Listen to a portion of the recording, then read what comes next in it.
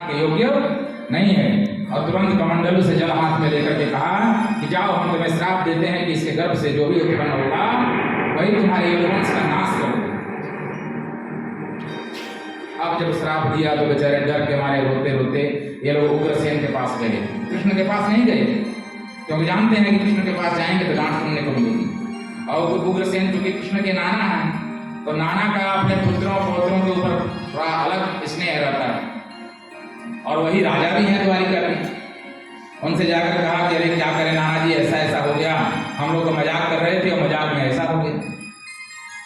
उन लोगों ने कहा गलती तो तुम लोगों की है, गलती तो तुम लोगों ने की है, लेकिन चलो कोई बात नहीं। अब उन्होंने क्या किया कि तुरंत ही जो लोहार था उस लोहार को बुला करके और वो गोला जो लोहे का गोला था उसको दिया और कहा कि इसको एकदम चूर्ण बना दो, इसको ऐसा घिस करके बना दो कि इसका कोई भी हथियार या अस्त्र शस्त्र बनने लायक न रहे। तो उसने क्या किया कि उसको खूब मशीन में घिस करके उसका चूर्ण बना दिया, और एक ऐसा उसमें लोहा बच गया जो घिसने लायक नहीं था, जो पकड़ में आएगा नहीं तो घिसेगा कहां से, उसको समुद्र में फेंक दिया। और जो उसका चूर्ण था वो भी समुद्र में फेंक दिया। लेकिन लोहे का चूर्ण कभी पानी में डूबता नहीं है, वो तैर करके समुद्र के धार से किनारे आ गया और एक घास बन गया। और वो जो लोहे का टुकड़ा बचा था उसको समुद्र से एक मछुआरे ने मछली मारा, और उस मछली को जब काटा तो उसके पेट में वो लोहे का जो टुकड़ा बचा था मिला, तो उसने क्या किया, उसको घिस करके अपने बाणों में उसका नोक बना लिया। एक बार की बात है, ये 6 महीना के भीतर की एक घटना है, और भगवान ने अब जान लिया कि अब समय आ गया है कि यदुवंशियों का समूल नाश होने वाला है। ऋषि का श्राप और गांधारी माता का श्राप अब लगने वाला है, तो अब वो समय आ गया है। भगवान को आभास है, और भगवान ये जानते हैं कि जब मैं द्वारिका को छोड़ करके और जब गोलोक गमन करूंगा तो ये द्वारिका है समुद्र में डूब जाएगी, क्योंकि समुद्र से धरोहर के रूप में उन्होंने ये भूमि मांगी थी द्वारिका बसाने के लिए। और द्वारिका से जैसे द्वारिकाधीश जाएंगे समुद्र अपनी भूमि पुनः वापस ले लेगा, तो न द्वारिका रहेगी न द्वारिका के लोग रहेंगे। द्वारिका के लोगों को तो मरना ही है, लेकिन द्वारिका भी पानी में डूब जाएगी। तो भगवान ने कहा कि अर्जुन, भगवान ने अर्जुन को सारा वृत्तांत बता दिया कि ऐसा ऐसा ऐसी घटना घटने वाली है, तो तुम एक काम करो, जो मेरी पत्नियां हैं और जो मेरे नगर की स्त्रियां हैं इन सबको लेकर के तुम हस्तिनापुर चले जाओ। सबके लिए पालकी रथ जो भी उसमें व्यवस्था थी सबके लिए सजा करके सभी स्त्रियों को और सभी को बैठाया, और सबको अर्जुन लेकर के चले गए। अर्जुन दुखित भी हैं कि अब भगवान के जाने का समय आ गया। और इधर क्या हुआ कि सारे जितने यदुवंशी थे, बूढ़े बुजुर्ग लड़के बच्चे जवान जितने थे, वो सब समुद्र के किनारे चले गए स्नान करने के लिए। और स्नान करते करते न जाने क्या बात हुई, आपस में ही लोगों का बहस हुआ, और बहस में ही ये दोनों लोग आपस में दो गुटबंदी दो तरफ हो गए, और कोई किसी को मारे कोई किसी को मारे। और वो जो लोहे का चूर्ण था एक घास के रूप में वहां पर उपज गया था, तो उसी को तोड़ तोड़ के एक दूसरे को मारने लगे, और वो तलवार का रूप धारण करके सबको एक दूसरे को काट करके सभी को समाप्त कर दिया। सारे यदुवंशी मार दिए गए, कोई बचा नहीं। अब बलराम जी बचे थे, तो बलराम जी ने क्या किया कि तुरंत ही शेष का रूप धारण करके और वो भी वैकुंठ में चले गए। बलराम जी भी चले गए, और भगवान ने क्या किया कि अब कहा कि अब मुझे भी चलना चाहिए। और उसी मधुवन में जहाँ ऋषि लोग तपस्या करते थे, भगवान भी वहीं जाकर के और अपना चतुर्भुज रूप धारण करके और बांसुरी बजा रहे थे। भगवान के चरणों में 24 निशान हैं, कहीं धनुष का निशान है, कहीं शंख का निशान है, कहीं चक्र का निशान है, कहीं कमल के फूल का निशान है, कहीं खड़ाओं का निशान है। ऐसे भगवान के चरणों में 24 निशान हैं, दोनों चरणों में। लक्ष्मी माँ के लिए। अब भगवान के चरणों में जो निशान है, चक्र जो है, वो चक्र चमक रहा था, और कोई शिकारी, वही शिकारी जिसने उस मछली को मारा था, वो शिकार करने के लिए उस जंगल में आया। उसने भगवान के चमकते हुए चक्र, पैर में चमकते हुए चक्र में उसने ये जान करके कि ये किसी हिरण का आंख है, उस पर संधान करके निशाना बना करके बाण मार दिया। और जब अपने शिकार को लेने के लिए वहां पहुंचा तो देखा कि तो साक्षात भगवान ही वहां पर है। बड़ा पश्चाताप हुआ उसे, बहुत अफसोस हुआ। और उसने भगवान से माफी मांगने लगा, कहा कि प्रभु मुझसे बहुत बड़ी गलती हो गई, मुझे क्षमा कर दीजिए। भगवान ने कहा कि ये तुम्हारी इच्छा से नहीं, ये मेरी इच्छा से हुआ है, क्योंकि अब मेरे परम धाम जाने का समय आ गया है, अब तुम इसके लिए शोक न करो। और भगवान ने उसको सांत्वना देकर के लौटा दिया और भगवान तुरंत ही गोलोक धाम में चले गए। बोलिए गोलोक धाम की जय, द्वारिकाधीश भगवान की जय। भगवान तो गोलोक चले गए और भगवान के गोलोक जाते ही द्वारिका भी समुद्र में चली गई। और इधर अर्जुन जो भगवान की द्वारिका के नगर की स्त्रियों को जो लेकर जा रहे थे, भगवान ने क्या किया, तुरंत ही कोल भीलों का रूप धारण किया। भगवान ने ही धारण किया, कोई कोल भील, कोई जंगली दूसरे नहीं थे, भगवान ने ही कोल भीलों का रूप धारण करके और सारी स्त्रियों को आकर के घेर लिया। और अर्जुन से कहा गया, अर्जुन तुम इन स्त्रियों को नहीं ले जा सकते। बोले क्यों? बोले कि ये सब हम लोग ले लेंगे, इन सबसे हम लोग विवाह करके अपना घर बसाएंगे। अब अर्जुन को गुस्सा आ गया, गुस्सा आया तो तुरंत ही अर्जुन ने अपना धनुष बाण उठाया। और अर्जुन को इस बात का घमंड था कि मैंने इस धनुष बाण से महाभारत जैसे युद्ध को जीता है। तुरंत धनुष तान दिया और जैसे धनुष ताना तो उसमें एक जो भील था वो उनके रथ पर चढ़ के उनका धनुष छीन लिया, उनका तरकस छीन लिया। अब अर्जुन के मन में आश्चर्य हो रहा है कि जिस धनुष से मैंने बड़े बड़े युद्ध जीते, मैंने बड़े बड़े दिग्विजय यात्रा की, उस धनुष को आज एक गोल भील छीन ले रहे हैं। अर्जुन को समझ में आ गई बात कि अब भगवान जो है वो परम धाम में गमन कर चुके हैं, क्योंकि अर्जुन के भी धनुष बाण का प्रभाव तब तक था जब तक कन्हैया इस पृथ्वी पर थे।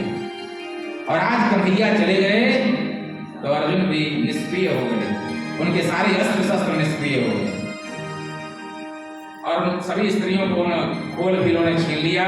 अर्जुन का रथ छीन लिया, अर्जुन के सारे गहने छीन लिए, सारे अस्त्र शस्त्र छीन लिए और अर्जुन बेचारे पैदल और जा रहे हैं।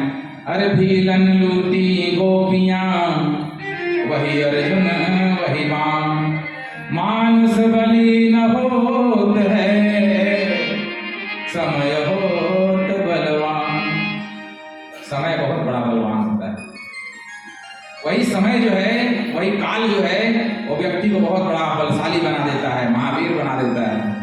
और वही काल जब आता है तो बड़े बड़े बलशाली, बड़े बड़े महावीर भी भूल चाट जाते हैं। आज अर्जुन की भी वही स्थिति है। और इधर युधिष्ठिर जो हैं वो भीमसेन से कह रहे हैं कि गता सप्ताधुना मासा भीमसेन तवानुजः नाति कस्य वा हेतुर् नाहं वेदेदमंजसा। हे भीम, तुम्हारे जो छोटे भाई अर्जुन हैं उनको द्वारिका गए हुए 7 महीने हो गए और 7 महीने तक न कोई चिट्ठी पत्री, न कोई दूत, कोई समाचार, कुछ प्राप्त नहीं हुआ। मेरे मन में बहुत दुविधा हो रही है, बहुत शंकाएं हो रही हैं। मुझे समझ में नहीं आ रहा है कि आखिर हो क्या गया है। तब तक उन्होंने देखा कि गाय जो है वो दूसरे गाय का दूध पीने लगी। बछड़ा दूध पी रहा तो बछड़े को गाय ने मार दिया और दूसरी गाय दूसरे गाय का दूध पीने लगी। अब शकुन होने लगे, दिन में सियार आकर के बोलने लगे और आकाश से ऐसा लगा जैसे धूल बरस रहा हो, पानी की जगह धूल बरसने लगा। ऐसे अपशकुन होने लगे तो युधिष्ठिर को संदेह हो गया कि लगता है कि अब भगवान इस पृथ्वी पर नहीं रहे। तब तक उन्होंने देखा कि अर्जुन बेचारे पैदल पैदल चले आ रहे हैं और ऐसा लग रहा है थके हुए हैं, शरीर में एकदम शक्ति है ही नहीं। उनके सारे वस्त्र आभूषण जो है वो सभी है ही नहीं उनके शरीर पर, धनुष बाण भी नहीं है, रथ भी नहीं है। तो देख करके उन्होंने आश्चर्य हुआ कि अरे अर्जुन, ये तुम्हारी ऐसी स्थिति क्यों हो गई, क्या हुआ? तो अर्जुन रोते हैं, वंचितो हम महाराज हरिणा बंधुरूपिणः एन मे परिहृतं तेजो देव विस्मापनं महत्। महाराज, हम लोग ठगे जा चुके हैं। बोले क्या हुआ? अतो अब भगवान कृष्ण हम लोगों के बीच में नहीं रहे। भगवान ने परम धाम गमन कर लिया है। और जैसे ही भगवान के परम धाम जाने की बात कुंती माँ के कानों में पड़ी, कुंती माँ वहीं गिर करके और प्राण उनका चला गया और मृत्यु को प्राप्त करेंगे। अब पांचों पांडव बहुत रोए, द्रौपदी भी बहुत रोई। फिर धीरे धीरे अपने मन को किसी प्रकार से शांत किया और आज जो परीक्षित हैं यह 12 वर्ष के हो गए हैं।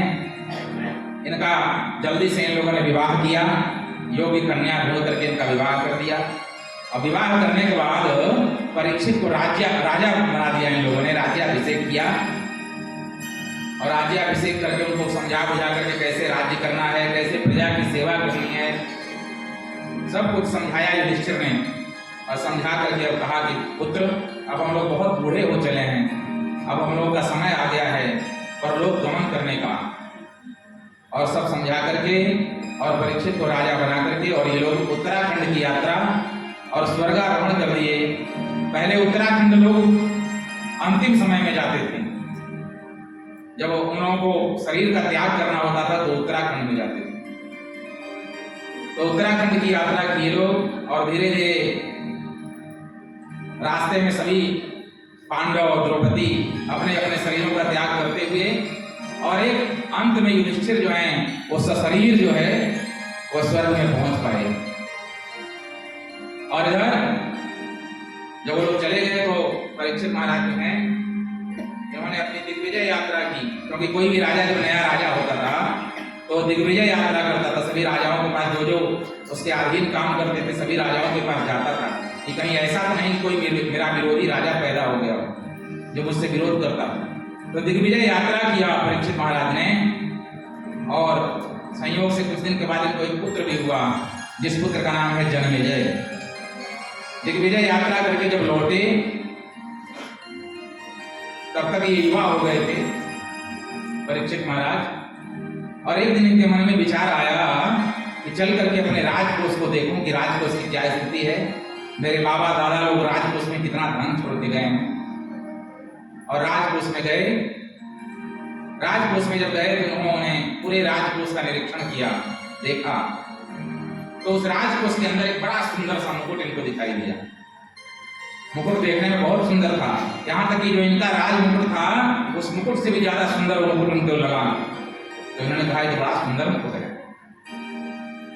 आज इसी मुकुट को मैं पहन करके और शिकार करने के लिए जंगल में जाऊंगा। तो अपना राज मुकुट जो इनका पैतृक राज मुकुट था उस राज मुकुट को ऐसे रख दिया और वो जो राजकोष में रखा हुआ राज मुकुट था उसको अपने माथे पर धारण करके और ये शिकार करने के लिए चले गए। और जब शिकार करने के लिए गए तो इन्होंने क्या देखा कि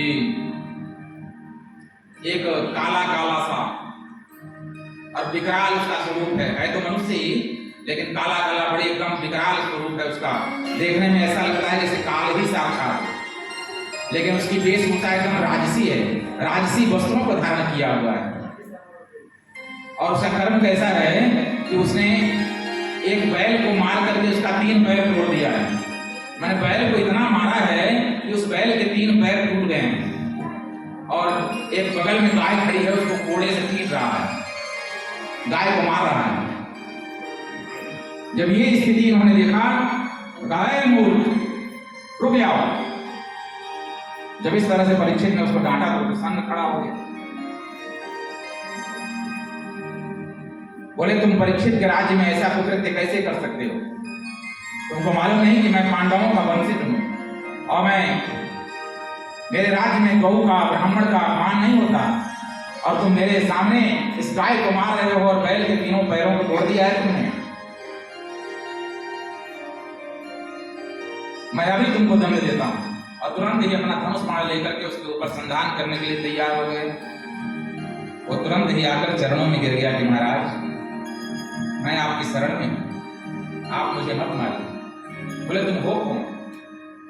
बोले महाराज मैं कलयुग हूं और मैं कहीं भी जाता हूं तो मुझे कहीं भी कोई स्थान देता नहीं, मेरे को रहने के लिए जगह चाहिए।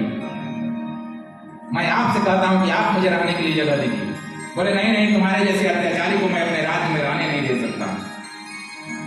परीक्षित ने जब इस तरह से कहा तो हाथ जोड़ करके कहा कि महाराज ऐसा क्यों करते हैं, और कहीं मुझे कहीं रहने के लिए स्थान है ही नहीं, और आप भी मुझे रहने के लिए स्थान नहीं देंगे तो मैं कहाँ जाऊंगा। तो कम से कम मैं आपसे प्रार्थना करता हूँ, मैं आपका शरणागत हूँ, आप मुझे कोई ना कोई स्थान तो दीजिए जहाँ मैं रह सकूँ। तो उन्होंने कहा कि ठीक है, यदि तुम कहते हो तो मैं तुमको 4 स्थान दूंगा जहाँ तुम रह सकते हो। तो 4 स्थान कौन कौन सा है? द्यूतम पानम स्त्रियः सूना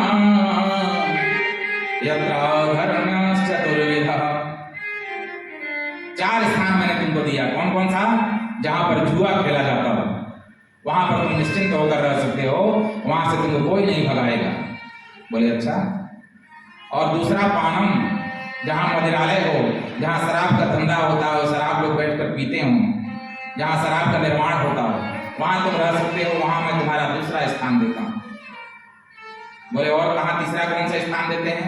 बोले जहां वैश्यालय हो, जहां पर स्त्रियों का व्यापार होता हो, वहां पर तुम निश्चिंत होकर के रह सकते हो, और तुमको मैं तीसरा स्थान देता हूं।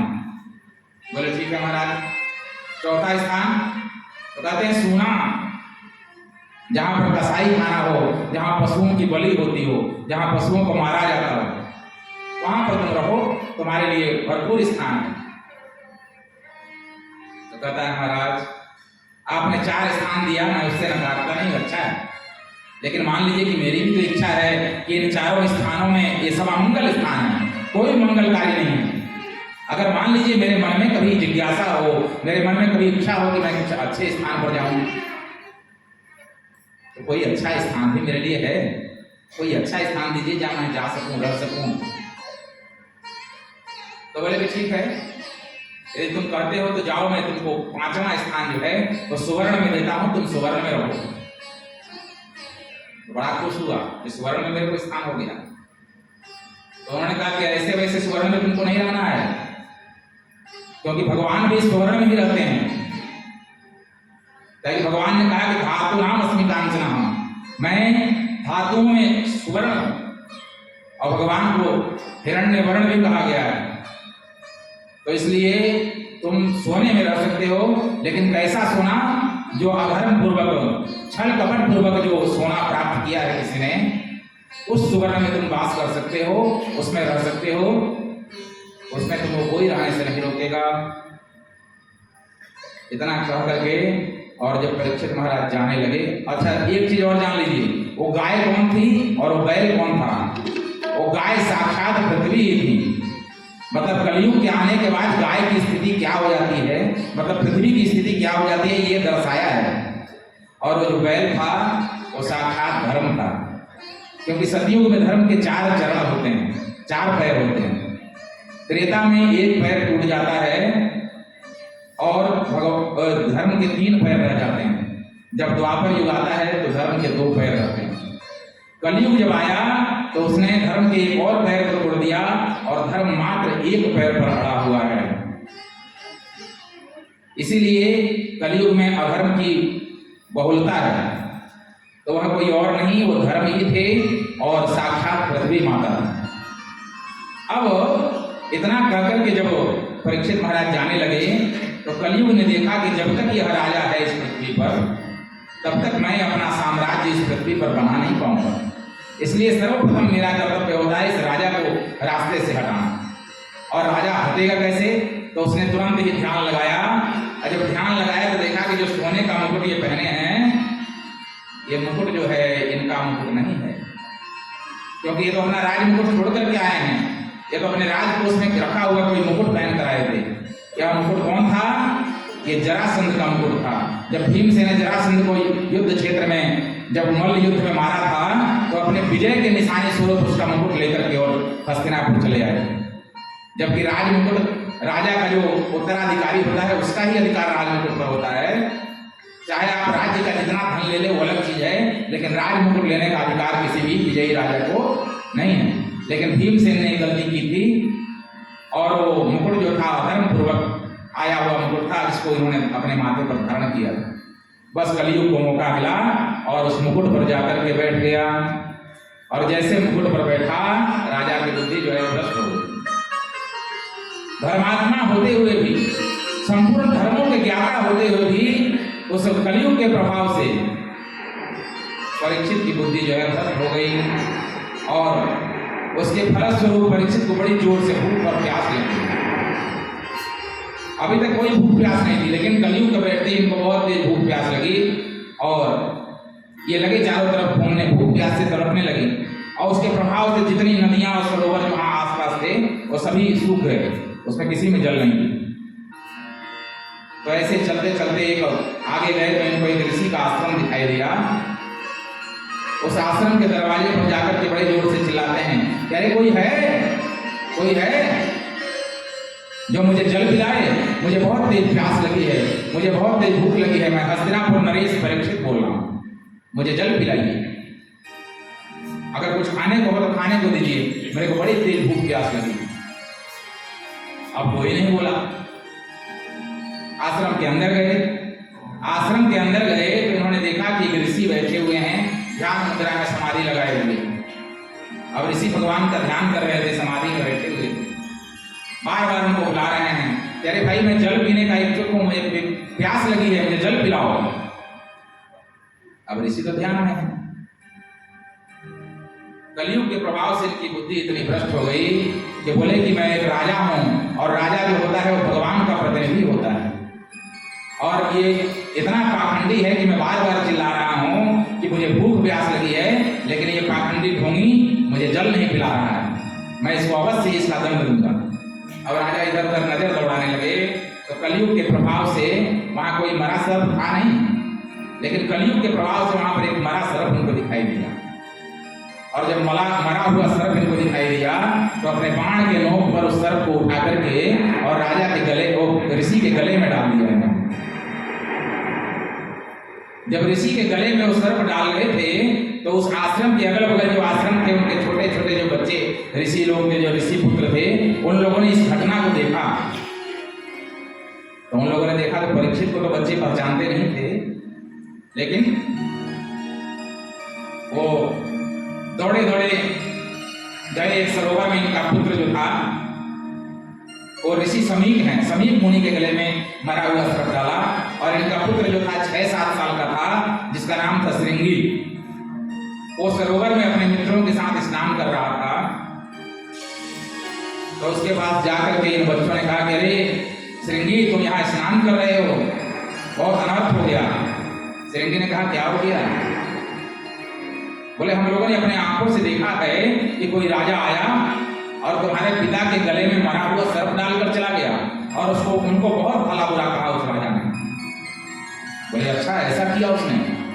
अब तो जो ऋषि श्रृंगी थे उनको इतना क्रोध आया तो क्रोध से कांपने लगे, उनके होठ फटने लगे, आंखें लाल हो गई, और तुरंत ही उस बिना सोचे विचारे उस नदी के जल को हाथ में लिया।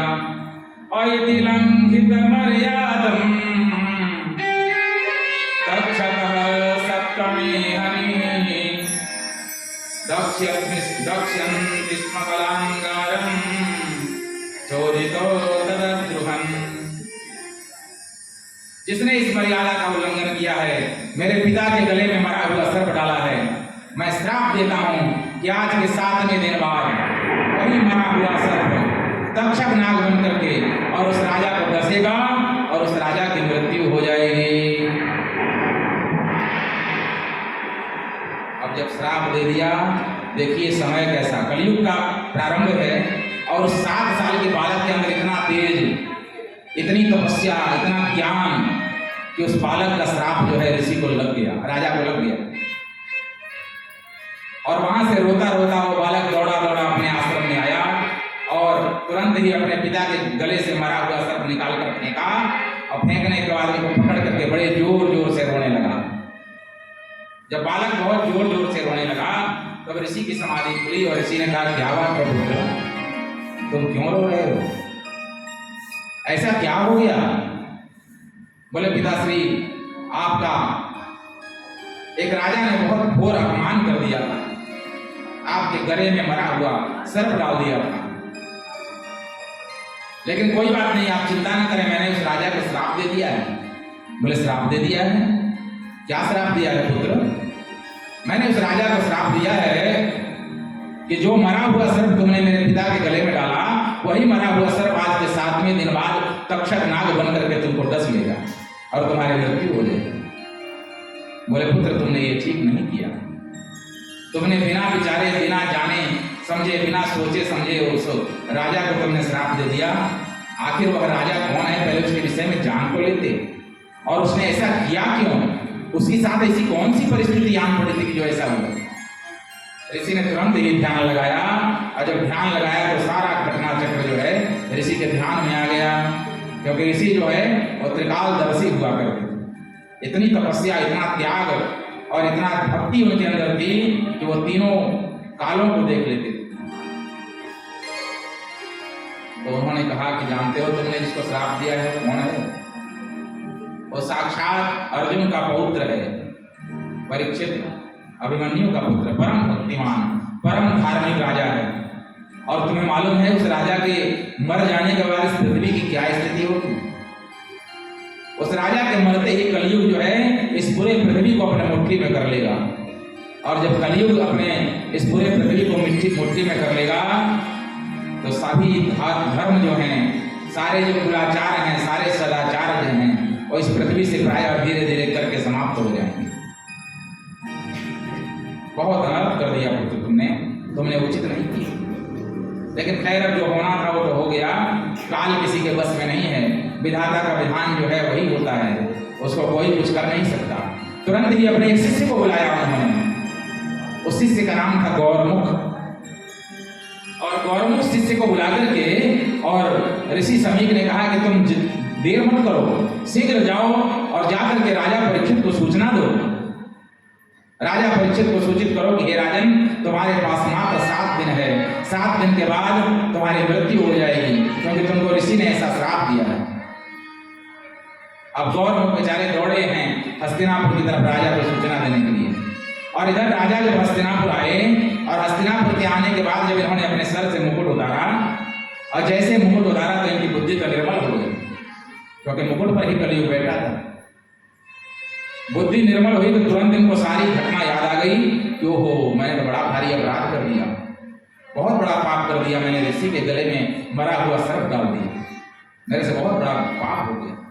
अब इसका प्रायश्चित क्या होगा? मैं तो धर्मराज युधिष्ठिर के कुल में उत्पन्न हुआ हूँ, मेरे से ऐसी गलती कैसे होगी? पश्चाताप करने लगे। तब तक ये गौरमुख जो है इनके राज दरबार में पहुंच गए, और उन्होंने कहा कि राजा को सूचना दीजिए कि हम उनके पास कुछ विशेष सूचना लेकर के आए हैं, ऋषि समीप के शिष्य हैं। दूत ने जाकर के राजा युधिष्ठिर से कहा कि महाराज, समीप मुनि के एक शिष्य दरवाजे पर पधारे हैं, आपसे मिलना चाहते हैं। राजा ने कहा कि उनको तुरंत ही बुलाओ, देर मत करो। गौरमुख को बुलाया, भव्य स्वागत किया, गौरमुख का बैठाया, कहा महाराज कैसे आना हुआ, आप बताइए, आपके आने का कारण क्या है? बोले राजन, मेरे गुरुदेव ने आपको एक सूचना दी है कि आपके लिए मात्र 7 दिन का समय बचा हुआ है, क्योंकि 7 दिन के बाद आपकी मृत्यु हो जाएगी। मेरे गुरुदेव के पुत्र ने आपको इस तरह का श्राप दे दिया है। परीक्षित ने हाथ जोड़कर कहा कि ये तो बड़ी भारी उपकार किया है उन्होंने मेरे ऊपर, बहुत अनुग्रह है उनका मेरे ऊपर कि मेरे पापों का दंड उन्होंने मुझे दे दिया। जो गलती मेरे से हुई उसका प्रायश्चित मैं खुद सोच रहा था कि इसका प्रायश्चित होगा क्या। बहुत अच्छा है। उससे दुखित नहीं हुए राजा, खुशी ही हुई, और उन्होंने तुरंत ही गौरमुख ऋषि को लौटा दिया और अपने पुत्र जन्मेजय को राजा बना करके और कहा कि पुत्र अब तुम राज करो, और सारी बातें समझा करके मंत्रियों को सौंप करके कि मेरा पुत्र ये बहुत छोटा है, आप लोग इसकी राज्य करने में सहायता कीजिए, और चूंकि मेरे पास अब मात्र 7 दिन बचा है तो मैं अपने मृत्यु को सफल बनाने के लिए, अपने जीवन को सफल बनाने के लिए कुछ ऐसा उपाय करूं कि जिसके प्रभाव से मैं कृष्ण के चरणों का अनुरागी बन सकूं, श्री कृष्ण को प्राप्त कर सकूं।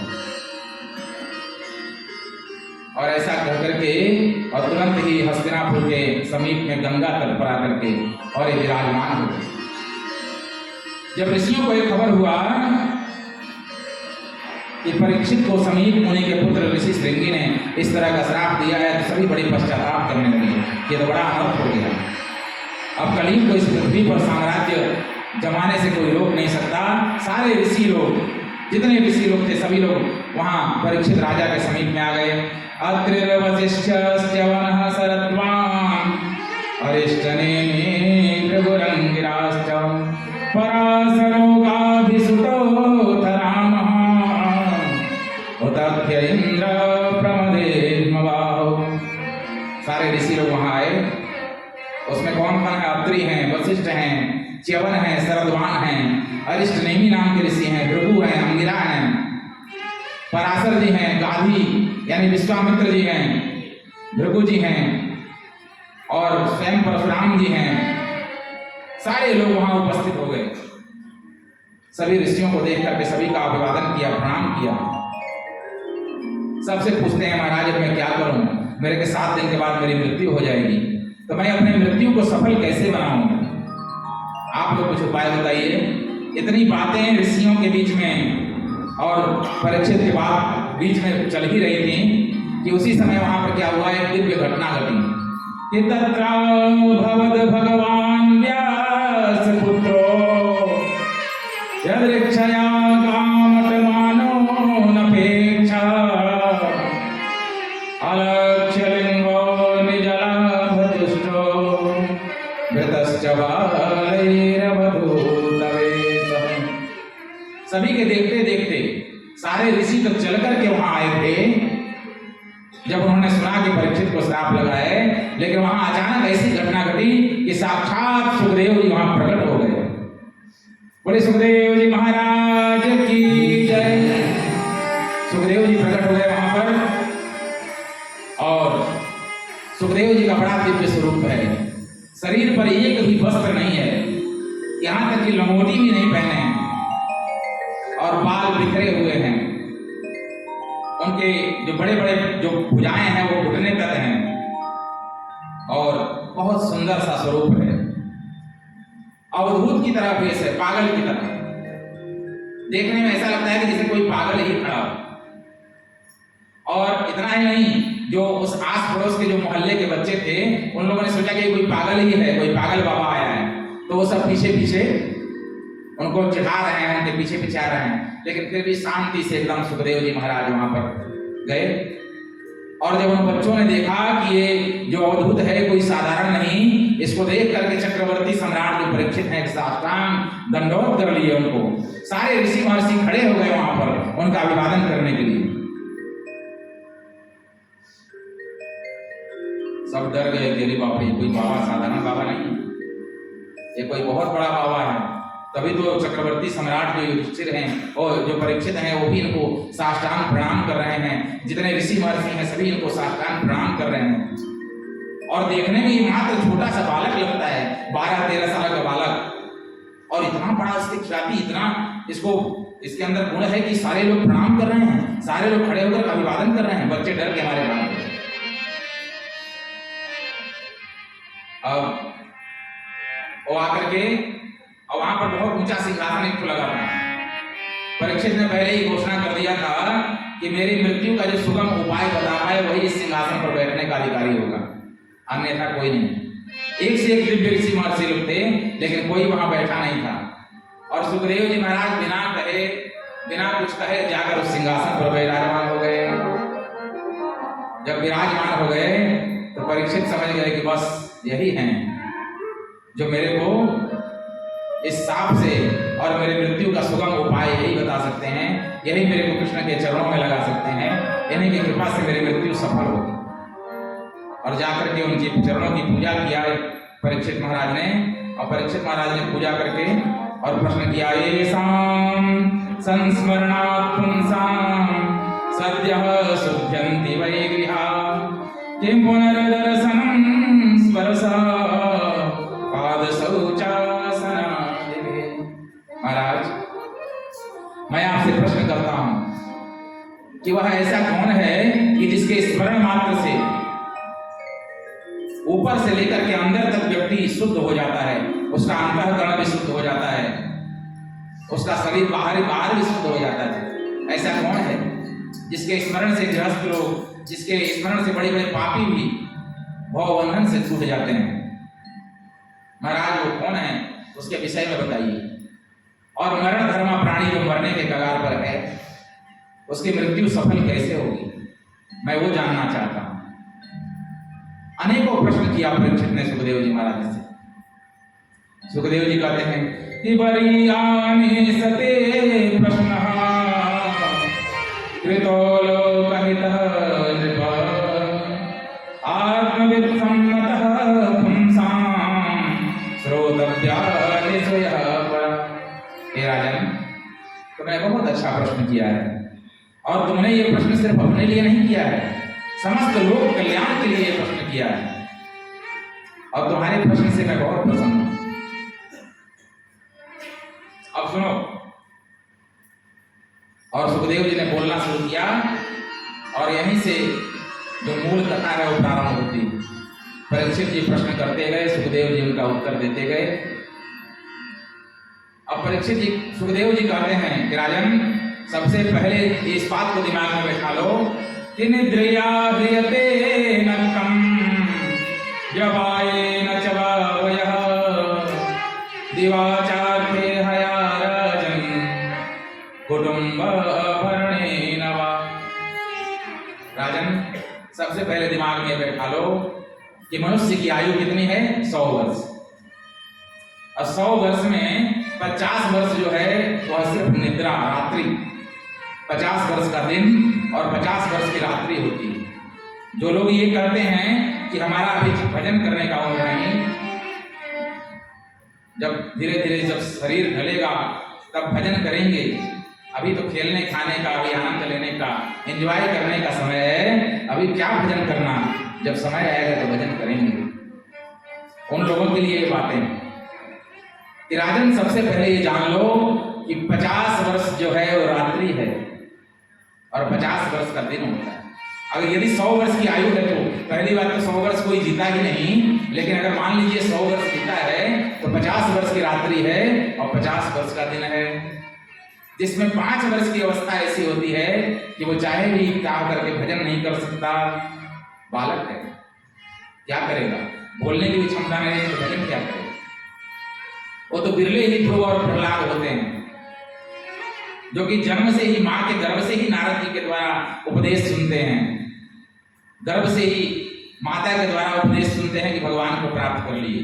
तो ऐसे माँ भक्तिमती होगी तब ना, पहले माँ को भक्तिमती होना पड़ेगा।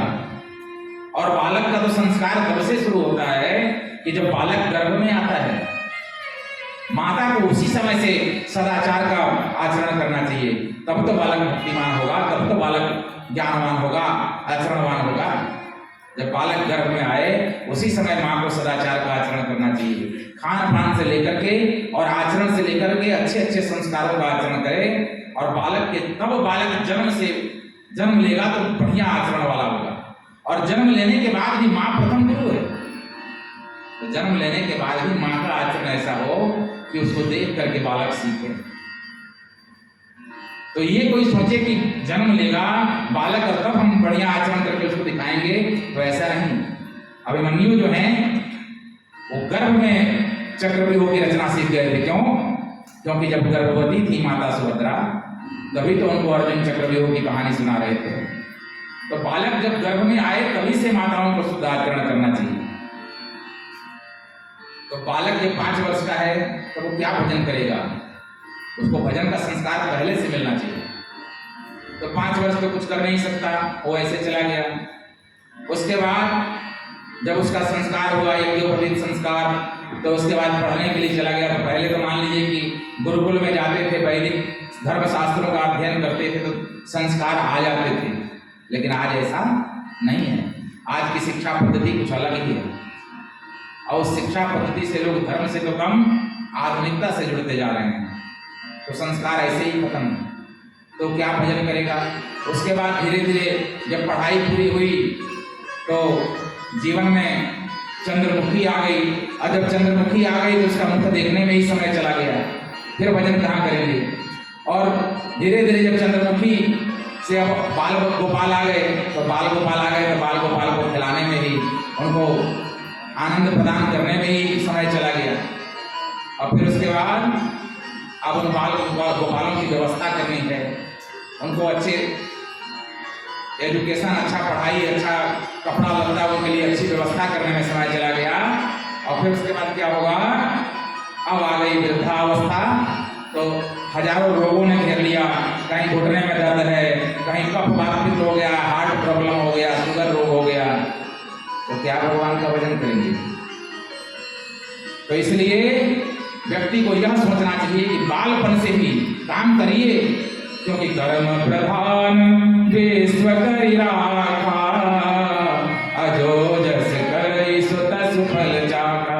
ये पृथ्वी कर्म प्रधान है, यहाँ कुछ न कुछ तो आपको करना ही पड़ेगा, चाहे आप संत हो और चाहे आप गृहस्थ हो, कर्म तो आपको करना ही पड़ेगा, बिना कर्म के आपका जीवन चलना नहीं।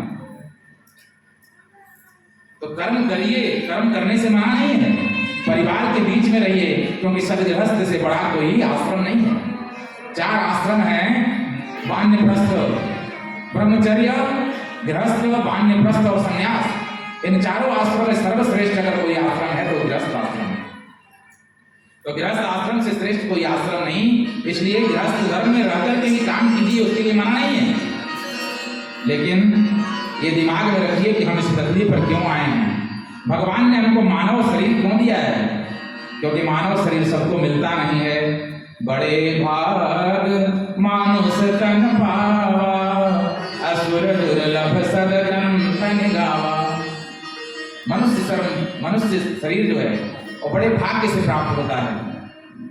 84 लाख योनियों में जब घूम करके आप आते हैं तो अंतिम योनि में मनुष्य शरीर प्राप्त होता है। और मनुष्य शरीर प्राप्त होने के बाद भी यदि हम अपने जीवन को सफल नहीं कर पाए, उस भगवान के चरणों में नहीं लगा पाए, तो हमारा यह मनुष्य जन्म ही लेना व्यर्थ है। क्योंकि तुलसीदास जी लिखते हैं रामचरितमानस में कि पुत्रवती युवती जग सोई, और राम ही भगत जास सुत होई। वही स्त्री पुत्रवती कहलाती है जिसका पुत्र राम और कृष्ण के प्रति प्रेमी हो, जिसके पुत्र का मन राम और कृष्ण में लग गया। और यदि नहीं लगा तो समझिए कि वो पुत्र नहीं, वो मूत्र ही है, वो पुत्र नहीं है। इसलिए वही पुत्रवती स्त्री है जिसका पुत्र राम का भक्त है। तो काम करते रहिए, नाम जपते रहिए, जिंदगी जब तक रहेगी फुर्सत न होगा काम से, कुछ समय ऐसा निकालो प्रेम कर लो राम से।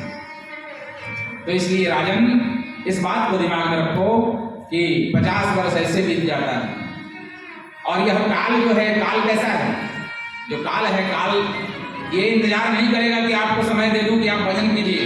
आपका जितना समय भगवान ने निर्धारित किया है, उतने समय के अंदर ही आपको जो भी करना है करिए। काल किसी को समय नहीं देता। काल का जब समय पूरा होता है तो वो अपने काल में दबा कर लेकर चला जाता है। छोटा सा उदाहरण है कि रात्रिर्गमिष्यति भविष्यति सुप्रभातम्, भास्वानुदेश्यति हसिष्यति पंकजश्री, इत्थं विचिन्तयति कोशगते गिरेभ्ये, आनन्तरन्तरलिनी गजगोचहारः। एक भंवरा है, वो भंवरा कमल के फूल में चला गया और उस कमल के पराग को चूसने लगा। कमल के पराग को चूसते चूसते ऐसी स्थिति आई कि सूर्यास्त हो गया और वो कमल बंद हो गया। अब वो भंवरा चाहता तो उस कमल को काट करके उस कमल से बाहर हो सकता था, क्योंकि भंवरे तो ऐसे होते हैं कि बड़े बड़े कठोर काष्ठ को भी, लकड़ी को भी काट करके उसमें छेद कर देते हैं।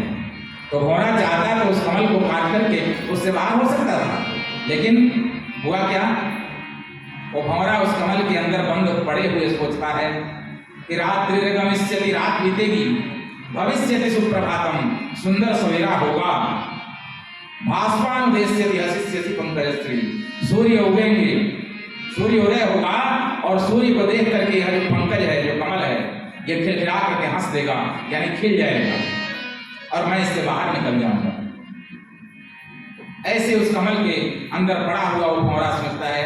उसी समय हुआ क्या कि एक गजराज, एक हाथी जिसको बहुत तेज प्यास लगी है और वह पानी के तलाश में उस सरोवर में आया और उस हाथी ने उसमें भरपेट पानी पिया। पानी को पी करके अपना प्यास बुझाया, और प्यास बुझाने के बाद वो हाथी जब लौटने लगा तो उस कमल पर उसकी दृष्टि चली गई। और जब कमल पर दृष्टि गई तो कमल जो है हाथियों को बड़ा स्वादिष्ट लगता है। तुरंत ही हाथी ने अपना सूंड बढ़ाया और उस कमल को लेकर के और निकल गया, खा गया। तो अब ये दृष्टांत आप लोग समझ लीजिए कि वो कमल क्या है, संसार है, और उस कमल के अंदर जो भंवरा है वो हम लोग हैं। भगवान हमको उस कमल में भेजते जरूर हैं, लेकिन हम लोग चाहें तो उस कमल से निकल सकते हैं। हम लोग चाहें तो संसार में रहकर के भी संसार से बाहर भगवान का आराधना, भगवान का स्मरण कर सकते हैं।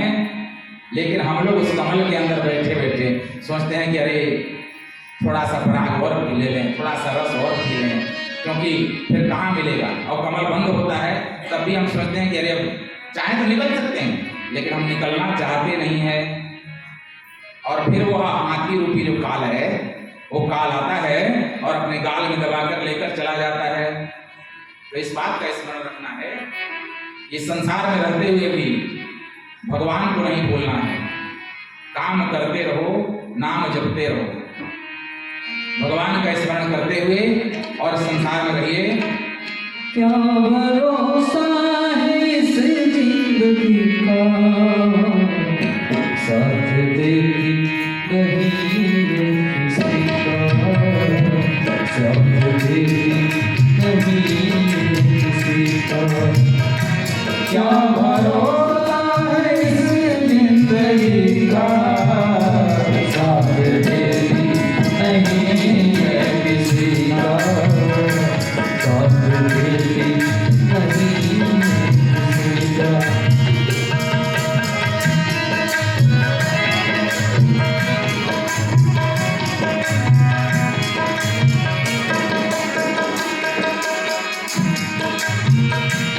सांस रुक जाएगी चलते चलते, सांस रुक जाएगी चलते चलते, सपना बुझ जाएगी चलते चलते, सांस रुक जाएगी चलते चलते, सपना बुझ जाएगी चलते चलते।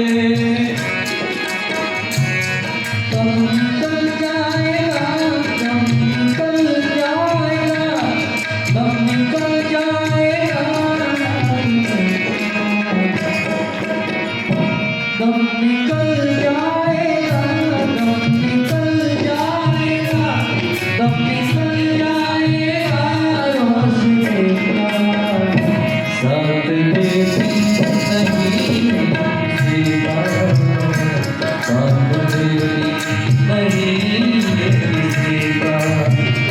क्या भरोसा है इस जिंदगी का, क्या भरोसा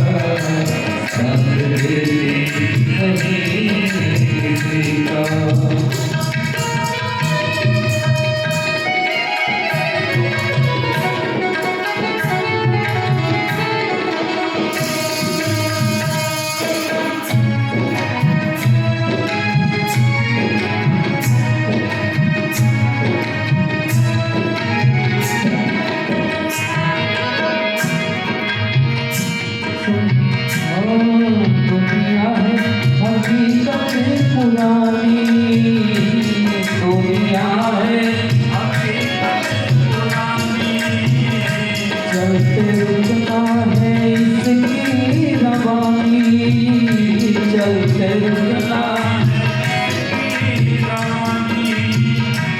दुनिया है हकीकत कहानी, चलते रहना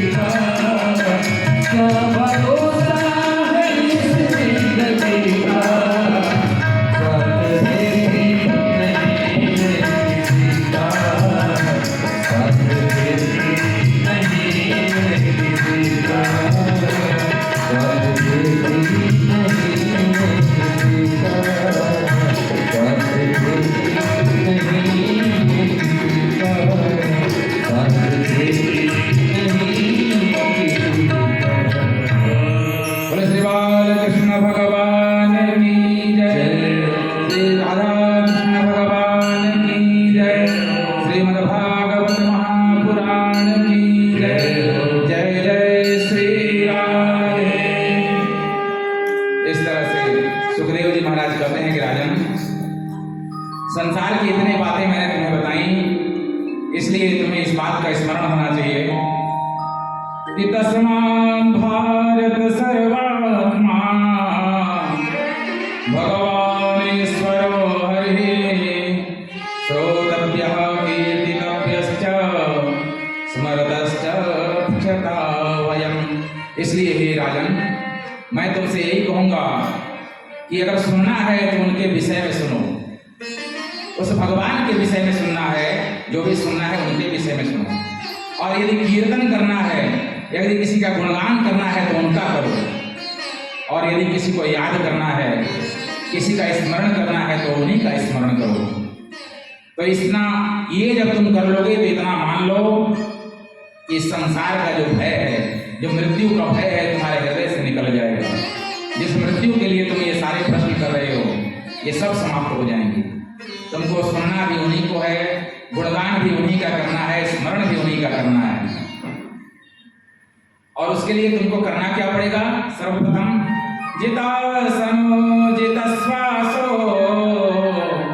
जितसंगो जितेन्द्रियः स्थूले भगवतो रूपे मनः संधार्यते धिया। सबसे पहले जब उनके भजन के लिए या उनके कीर्तन के लिए या उनकी कथा को श्रवण करने के लिए जब तुम बैठो तो सबसे पहले अपने आसन को जीतो।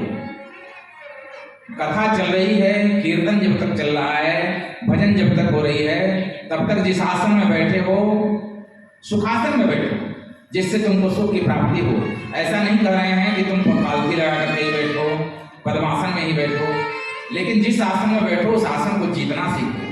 जब तक कथा या कीर्तन या भजन हो रहा है तब तक तुम आराम से बैठे रहो, क्योंकि जब उनको सुनने लगोगे, जब बैठोगे, जब आसन तुम्हारा सिद्ध होगा तो तुम उस पूरी कथा को भरपूर सुन पाओगे।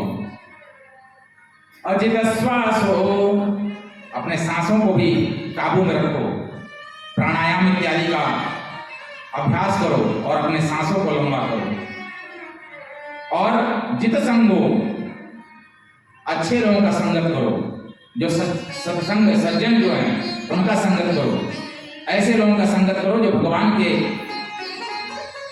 के भक्ति जिनके अंदर है, भगवान का आचरण, भगवान के संस्कार जिनके अंदर है, भगवान के प्रति प्रेम जिनके अंदर है, ऐसे लोगों का संगत करो।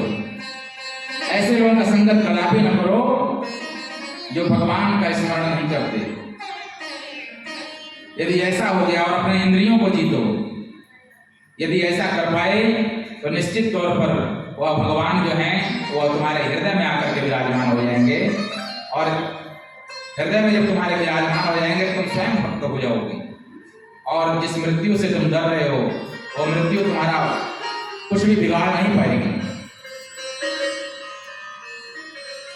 इस तरह से भगवान ने उनको कहा। अब परीक्षित जो है कहते हैं, महाराज मैंने सुना है भगवान के अवतारों का 24 अवतार भगवान ने धारण किया, तो भगवान के अवतारों के विषय में मैंने सुना है कि भगवान ने कभी 12 रूप धारण किया था। बोले हाँ, धारण किया था। तो भगवान ने 12 रूप क्यों धारण किया था, मैं जानना चाहता हूं। बोले कि देखो, जब इस सृष्टि का प्रारंभ शुरू हुआ तो ब्रह्मा जी ने क्या किया कि अपने सबसे पहले भगवान विष्णु जो हैं वो जल में प्रकट हुए शेषनाग के ऊपर। और शेषनाग के ऊपर जब भगवान प्रकट हुए तो भगवान के नाभि कमल से, भगवान के नाभि से कमल निकला और उस कमल पर एक दिव्य पुरुष प्रकट हुआ। और उस दिव्य पुरुष के 4 सर हो गए।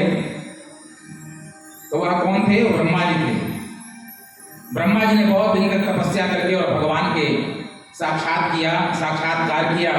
और भगवान का जब दर्शन हो गया उनको, तो ब्रह्मा जी से भगवान ने कहा कि देखो ब्रह्मा, मैंने तुमको इसलिए प्रकट किया है, तुम कोई और नहीं, तुम मेरे ही अंश हो, और अब मैं चाहता हूं कि मैं एक नई सृष्टि का निर्माण करूं, तो उसमें तुम मेरा सहयोग करो। तुम सृष्टि को बनाओ और मैं उसका रक्षा करूंगा, और जब ऐसा लगेगा कि उसका विनाश करना है तो हम लोग उसके लिए नई व्यवस्था बनाएंगे, उसके लिए रुद्र की उत्पत्ति करेंगे। रुद्र भी कोई और नहीं, हम ही लोग के स्वरूप होंगे। तो ब्रह्मा जी ने भगवान के आदेश को मान करके, और ब्रह्मा जी ने क्या किया कि सृष्टि का प्रारंभ किया। जैसा कि मैंने कल बताया कि भगवान के सर्वप्रथम सृष्टि में सनत कुमार के 4 पुत्र हुए। सनत कुमार से भगवान ने जब सृष्टि की रचना करने के लिए कहा तो उन्होंने इनकार कर दिया, और भगवान ने उनको श्राप दिया, एक कल ही में बताया। अब जो उस समय जब ब्रह्मा जी को जब क्रोध हुआ सनत कुमार को श्राप देने के लिए, तो उनके माथे से एक दिव्य पुरुष प्रकट हुआ। उसका फेस एकदम अवधूत रूप में था, वह साक्षात रुद्र हैं। क्रोध से उत्पन्न होने के चलते, रौद्र मतलब होता है क्रोध, और क्रोध से उत्पन्न होने के चलते उनका नाम रुद्र रखा गया। और उनको विविध रूपों में भगवान, कोई भोलेनाथ, कोई शंकर, कोई महादेव, कोई विश्वनाथ, कोई चंद्रकांत, सब अलग अलग नामों से लोग भगवान को जानते हैं। तो भगवान शंकर हुए तो उनसे ब्रह्मा जी ने कहा कि आप सृष्टि की रचना कीजिए, मेरे सहयोग कीजिए। तो उन्होंने क्या किया, भूत प्रेतों की सृष्टि करनी प्रारंभ कर दी भगवान शंकर ने। जब भूत प्रेत प्रकट होने लगे तो ब्रह्मा जी ने कहा कि बस बस रोक दीजिए, ये भूत प्रेत लेकर के मैं क्या करूंगा, जितना है उतना अपने साथ ही रखो, मुझे इन सब की आवश्यकता नहीं, अपने साथ रखो, जब जरूरत पड़ेगी तो इन सबको जगह जगह काम दिया जाएगा, आप अपने साथ रखिए। बोलिए भूतनाथ भगवान की जय। तो उन लोगों को लेकर के हिमालय पर्वत पर चले गए। उसके बाद ब्रह्मा जी के 10 मानस पुत्र हुए, और 10 मानस पुत्र में एक हैं नारद जी। नारद जी के अलावा मरीचि, अत्रि, अंगिरा ऋषि, पुलस्त्य जो रावण के बाबा थे, पुलह, भृगु, क्रतु, वशिष्ठ और दक्ष, ऐसा भगवान के 10 मानस पुत्र हुए। और 10 मानस पुत्रों को कहा कि अब आप लोग जाइए और सृष्टि का विस्तार कीजिए। तो बोले कि ठीक है, हम लोगों का विवाह हो जाएगा तो हम लोग आपका सहयोग करेंगे सृष्टि में, तब तक हम लोगों को अपना अध्ययन करने दीजिए, अध्यापन करने दीजिए, जब विवाह होगा तो हम लोग आपका पूरा सहयोग करेंगे सृष्टि में। उसी समय की घटना है कि जो कश्यप ऋषि हैं उनकी एक पत्नी है जिनका नाम है दीति। ये दीति जो है राक्षसों की माता है। तो जब संध्या की बेला है उस समय उनके मन में काम का प्रादुर्भाव हुआ, और वो अपने पति कश्यप के पास जाकर के पुत्र की याचना करने लगी। जब पुत्र की याचना करने लगी तो कश्यप ऋषि ने कहा, देवी ये संध्या की बेला है, ये समय इसके लिए उचित नहीं है। ऐसा घोर तमा बेला घोराणां घोर दर्शना चरन्ति यस्यां भूतानि भूतेषु तो चराणि। ये बेला सही नहीं है। ये बेला सिर्फ इसलिए निर्धारित की गई है कि इसमें भगवान का भजन कीजिए, इसमें भगवान का ध्यान कीजिए। इस बेला में, संध्या के बेला में खाना, पढ़ना, सहवास करना, ये सब वर्जित है। इस बेला में सिर्फ भगवान का ध्यान किया जा सकता है, भगवान का स्मरण किया जा सकता है। और संध्या बेला उसे कहते हैं जब एक पहर दूसरे पहर से टकराती हो। जैसे दिन जो है वो जब रात्रि से टकराती हो उसे संध्या कहते हैं। जब प्रातःकालीन दोपहर से टकराता हो उसे संध्या कहते हैं, और जब रात्रि प्रातःकालीन से टकराती हो उसे संध्या कहते हैं। संध्या माने संधि से संध्या हो गया, जोड़। तो देवी यह उचित समय नहीं है, इसलिए तुम इस समय पुत्र की कामना मत करो, क्योंकि इस समय यदि तुमको पुत्र हुआ तो वह पुत्र बहुत आपदायी होगा, बहुत बड़ा दुष्ट होगा। लेकिन दिति माता मानी नहीं। दिति माता काम से इतनी व्याकुल हो गई थी कि उसी समय संध्या के बेला में ही उन्होंने कश्यप ऋषि के मना करने के बावजूद भी उनके साथ सहवास किया, और फलस्वरूप हुआ क्या कि उनके गर्भ ठहर गया, और गर्भ ठहरने के बाद 10वें महीने उनको 2 पुत्र हुए। बड़ा जो था हिरण्यकशिपु और छोटा था वो हिरण्याक्ष हुआ। तो हिरण्याक्ष जो है वो हिरण्यकश्यप से ज्यादा बलशाली है। इसने जाकर के बहुत तपस्या की ब्रह्मा जी की और इसको बहुत बल हो गया। वरदान में इसने कहा कि मुझे कोई देवता न मारे, देवताओं के द्वारा मेरा वध न होने पाए। बोले ठीक है। अब जब इसको वरदान प्राप्त हुआ तो उसके फलस्वरूप इसने क्या किया कि इसके मन में हुआ कि मैं ही इस पूरे पृथ्वी का राज्य करूं, इस पृथ्वी पर कोई और नहीं बसे, खाली मेरे भाई बंधु इस पृथ्वी पर हैं। और इस दुर्वेश से इसने क्या किया कि पृथ्वी को ले जाकर के और क्षीर सागर में छुपा दिया। जब पृथ्वी क्षीर सागर में छुप गई, अब ब्रह्मा जी बेचारे सृष्टि कर रहे थे, उस समय सृष्टि का प्रारंभ था। ब्रह्मा जी बड़े चिंतित हो गए कि अब क्या करें, कुछ समझ में नहीं आता, क्योंकि बिना पृथ्वी के तो मैं सृष्टि का स्थापना कर नहीं सकता, करूं तो क्या करूं। तो ब्रह्मा जी ने जब इस तरह से विष्णु भगवान से याचना की कि प्रभु मैं क्या करूं, मुझे कुछ समझ में नहीं आ रहा। बोले क्या? तब तक सारे देवता भी आ गए और देवताओं ने भगवान विष्णु का स्मरण किया कि प्रभु ये जो कश्यप ऋषि का पुत्र दिति से उत्पन्न हुआ राक्षस हिरण्याक्ष जो है उसने पृथ्वी को ले जाकर के और क्षीर सागर में छुपा दिया है, और जब तक पृथ्वी ऊपर नहीं आएगी तो उस पर कैसे ब्रह्मा जी की सृष्टि रचेगी। तो ब्रह्मा जी की सृष्टि के विस्तार के लिए पृथ्वी का होना जरूरी है। भगवान ने कहा कि अच्छा। उसी समय हुआ क्या कि एक घटना घटी कि ब्रह्मा जी को बड़ी जोर से छींक आई। अब ब्रह्मा जी को छींक आई तो ब्रह्मा जी के नाक से एक कण गिरा, और कण गिरा तो जमीन पर गिरते गिरते उसने एक बहुत बड़े जंगली सुअर का रूप धारण कर लिया। और वो इतना देखते देखते वो सुअर इतना विशाल काय हो गया, उसका शरीर इतना बड़ा हो गया कि एकदम वहां से लेकर के आसमान छूने लगा, भयंकर एकदम। वह कोई साधारण सुअर नहीं, साक्षात बारह भगवान ही। सारे देवताओं की स्तुति करने लगे। अब बारह भगवान ने तुरंत ही क्षीर सागर में छलांग लगाई और नीचे क्षीर सागर में कूद गए, और उन्होंने अपने दाढ़ों पर उस पृथ्वी को धारण कर लिया। और इधर नारद जी जो हैं, अब नारद जी को तो राक्षस को मरवाना है ना, तो नारद जी ने दौड़कर जाकर कहा कि अरे हिरण्याक्ष, तुम इधर घूम रहे हो और उधर तुम्हारे पृथ्वी को एक सुअर चुरा कर ले जा रहा है। बोले कि अरे ये कैसे हो सकता है, मेरे से बड़ा बलशाली कौन हो गया कि जो पृथ्वी को समुद्र से चुराने के लिए चला गया, मैं उसको जिंदा नहीं छोड़ूंगा। अब नारद जी का इतना कहना हुआ और दौड़ता दौड़ता ये जो हिरण्याक्ष है वो छलांग लगा दिया क्षीर सागर में, और छलांग लगा करके और देखा कि ये सुअर जो है वो पृथ्वी को अपने दाढ़ों पर रख करके और भागा जा रहा है। तो कहता है सुअर, मेरे रहते तुम इस पृथ्वी को नहीं लेकर जा सकते हो। तो भगवान को जब सुअर कहा, तो भगवान तो सुअर के रूप में थे, तो भगवान ने कहा कि अच्छा, मैं सुअर तो हूं, लेकिन मैं तुम्हारे जैसे ही ग्राम सिंहों की प्रतीक्षा कर रहा था। अब ग्राम सिंह कुत्ते को बोलते हैं संस्कृत में।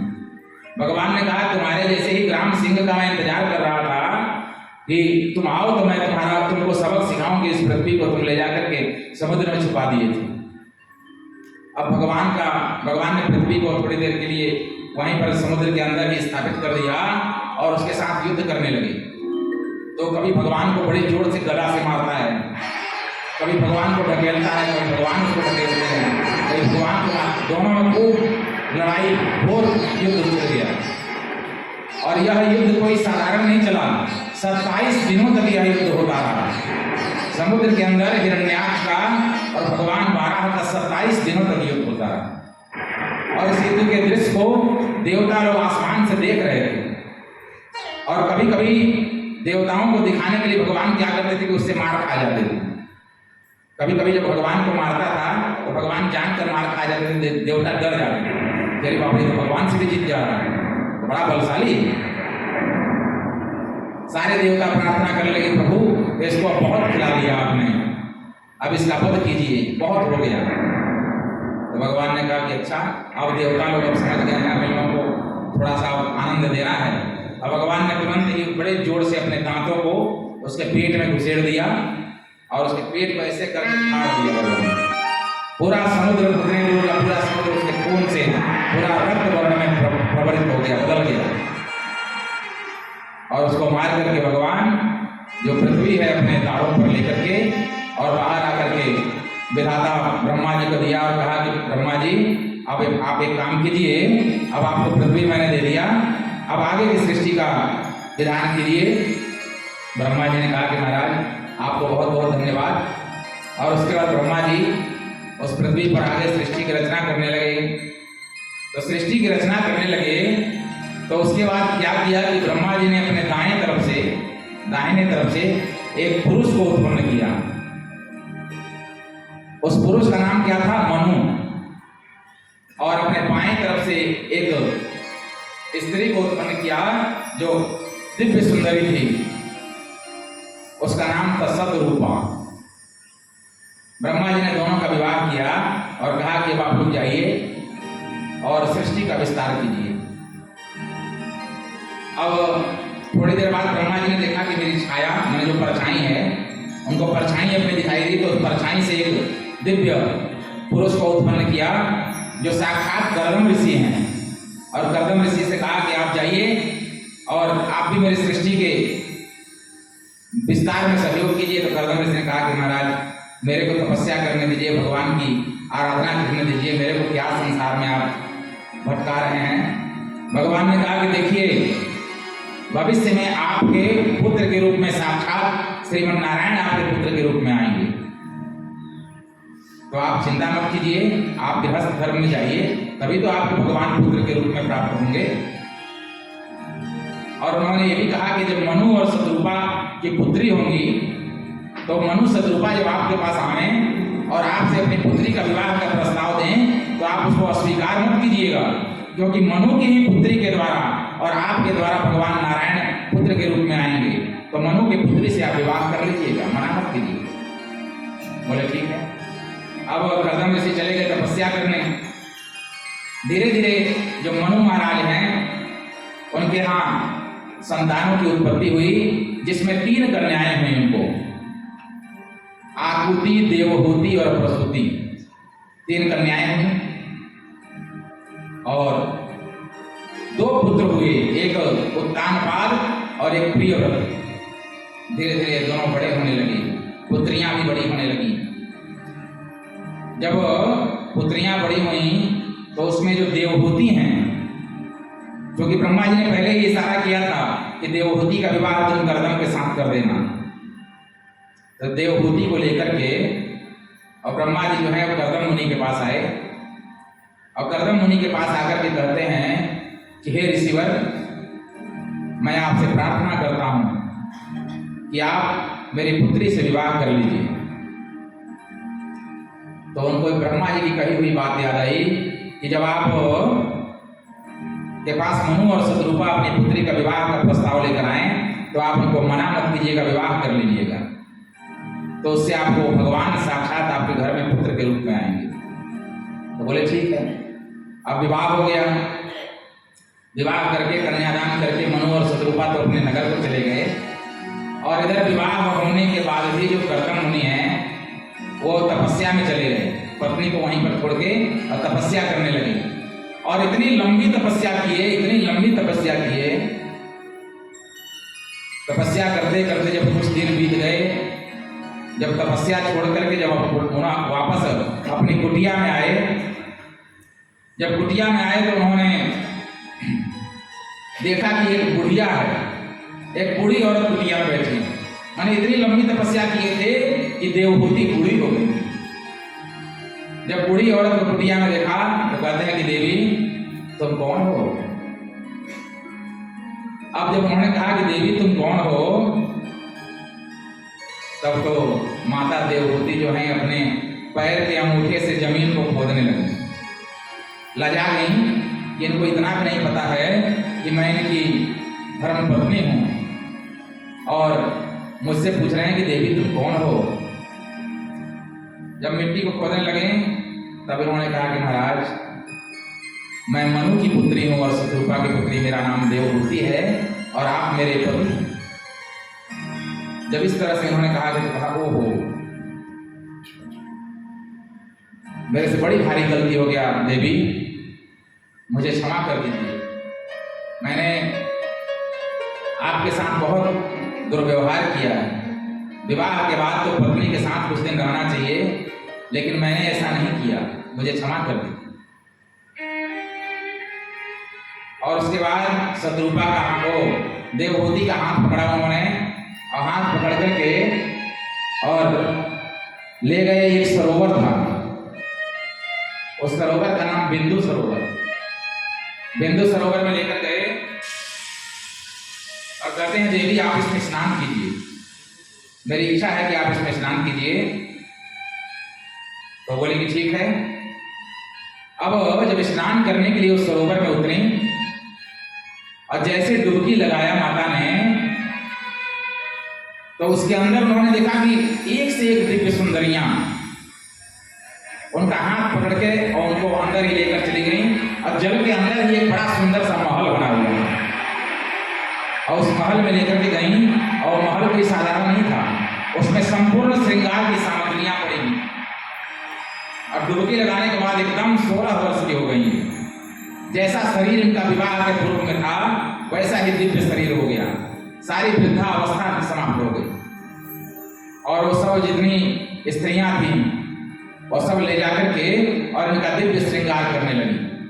खूब सुंदर सजाया, एक नए दुल्हन की तरह सजा करके। और तब इनको बाहर लेकर के आई, माता देवहूति को बाहर लेकर के आई। अब कन्या जो दुल्हन है वो तो एकदम षोडशी है, 16 वर्ष की है, और जो दूल्हा है वो एकदम बूढ़ा बाबा। तो जोड़ी तो अच्छी नहीं लग रही है। तो बाबा ने कहा कि अब इनको लगा कि कहीं हो सकता है देवहूति के मन में थोड़ा सा संकोच हो मेरे को देख करके। तो इन्होंने कहा कि देवी आप चिंता न कीजिए, और तुरंत उस सरोवर में डुबकी लगाई। तो ये भी एकदम राजकुमार की तरह एकदम जैसे थे वैसे दिव्य सुंदर स्वरूप इनका भी हो गया। अब दोनों की जोड़ी सेम हो गई, बराबर जैसा एक दुल्हा दुल्हन का होना चाहिए। उसके बाद इन्होंने क्या किया, अपने तपोबल से एक दिव्य विमान प्रकट किया। और एक दिव्य विमान प्रकट हुआ। उस विमान में एक से एक भवन बने हुए थे, और उसमें सारी भोग की सामग्रियां उपलब्ध थी। दास दासी से लेकर के खाने पीने की सामग्री, श्रृंगार की सामग्री, जो भी चीजें सांसारिक जीवन में एक भोग की सामग्री होती है, वो सब कुछ उस विमान के अंदर थी।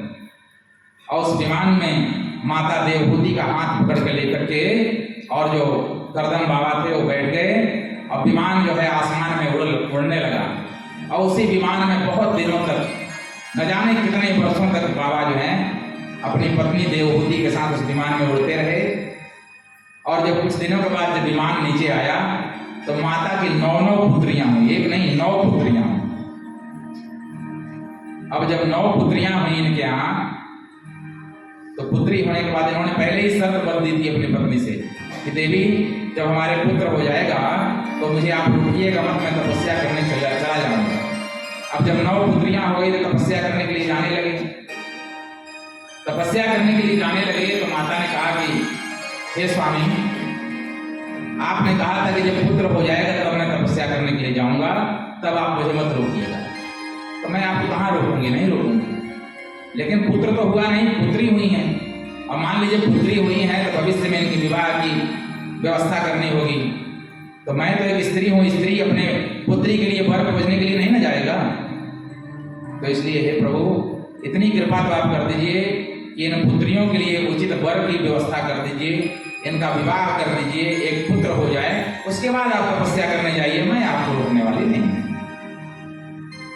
करदम जी ने कहा कि हाँ ये बात तो सही है, मैंने इससे पहले ही प्रतिज्ञा की थी कि जब पुत्र होगा तब मैं तपस्या करने जाऊंगा। उन्होंने कहा ठीक है। फिर उसके बाद कुछ दिन तक और आश्रम में रहे। और ऐसा समय आया कि माता के गर्भ में भगवान साक्षात नारायण जो कपिल मुनि के रूप में माता के गर्भ में आए। बोलिए कपिल भगवान की जय। और समय आने पर भगवान जो है कपिल भगवान अवतरित हुए। और जब कपिल भगवान अवतरित हुए तो ब्रह्मा जी जो हैं अपने सभी पुत्रों के साथ, जो इनके 9 मानस पुत्र हैं, इन सभी पुत्रों के साथ कपिल देव भगवान की स्तुति करने के लिए और देवता लोग भी साथ में थे, स्तुति करने के लिए आए कि भाई क्या साक्षात नारायण ही पुत्र के रूप में आए हैं। खूब भगवान की स्तुति की, खूब प्रार्थना किया।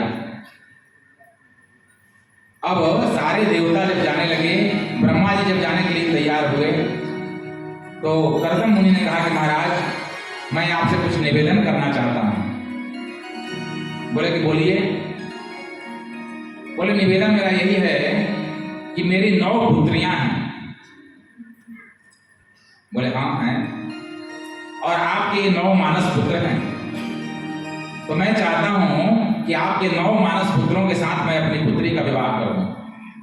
ब्रह्मा जी ने कहा सुबह शीघ्रम, ये तो बहुत अच्छी बात है, ठीक है मैं इसके लिए तैयार हूं, चलिए कन्यादान कीजिए। और ब्रह्मा जी के 9 मानस पुत्रों के साथ कर्दम जी के 9 पुत्रियों का विवाह हो गया। अब उसमें जो है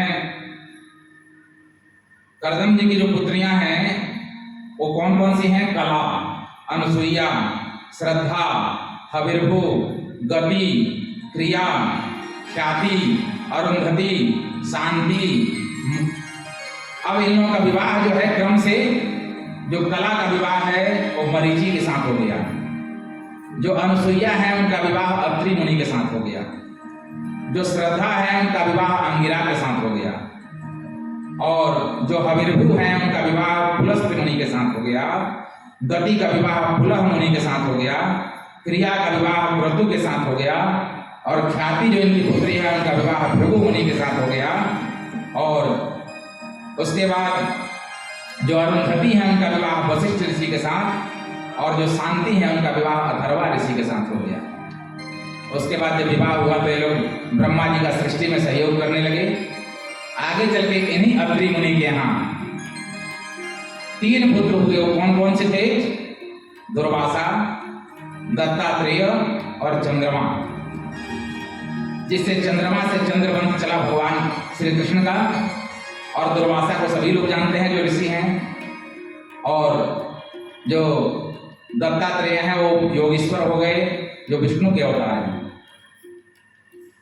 तो दुर्वासा मुनि इतने क्रोधित क्यों हैं? क्योंकि साक्षात रुद्र के यानी शंकर के अंशावतार थे, इसलिए इनको इतना क्रोध आता है। भगवान शंकर को क्रोध आता ही है। तो इस तरह से अब जब 9 कन्याओं का विवाह हो गया, तो विवाह के बाद कर्दम ऋषि ने देवी देवहूति से कहा कि देवी क्या मैं अब जा सकता हूं तपस्या करने के लिए? अब आ गया है, अब तो मैंने कन्यादान भी कर दिया। तो उन्होंने कहा कि एकदम जा सकते हैं, मेरे तरफ से अब कोई रोक नहीं है, मेरा पुत्र है, उस पुत्र के सहारे मैं अपना जीवन निर्वाह कर लूंगी। बोले ठीक है। वो तपस्या करने के लिए चले गए।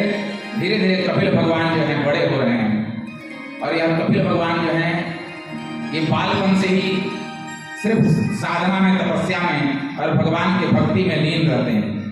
धीरे धीरे जब बड़े हुए, माता ने देखा तो बहुत ज्ञानी है, तो माता ने जाकर के इनसे बहुत विविध प्रकार के उपदेश दिए। उसमें सांख्य शास्त्र का इन्होंने अपनी माँ को उपदेश दिया